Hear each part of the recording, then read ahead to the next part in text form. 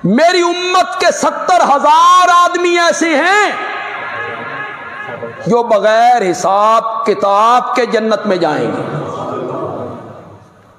वो मुअय्यन अदद नहीं कि गिन के 70,000 ना, ये 70 का लफ्ज कसरत से क्या है, किनाया। एक और हदीस इसकी तायीद भी करती।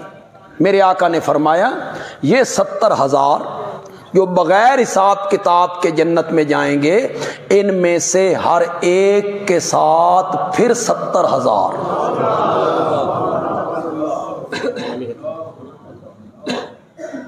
की ख्याल है, इन्ना शामिल होना चाहते जी? सिर च पीड़ चढ़ दी है तो पैनाडोल वाले पासे भजदे हो, थोड़ा सा दर्द हुआ तो दर्द वाली दवाई खानी है। और इन 70,000 की सिफ्त मेरे रब ने, मेरे आका ने गिनी, बीमार होंगे तो इलाज नहीं करवाएंगे। हुण बोलो, हुण चुप कर गए हो बिल्कुल।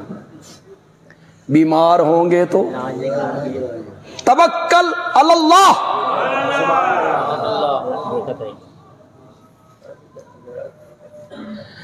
तावीज गंडों के पीछे नहीं भागेंगे।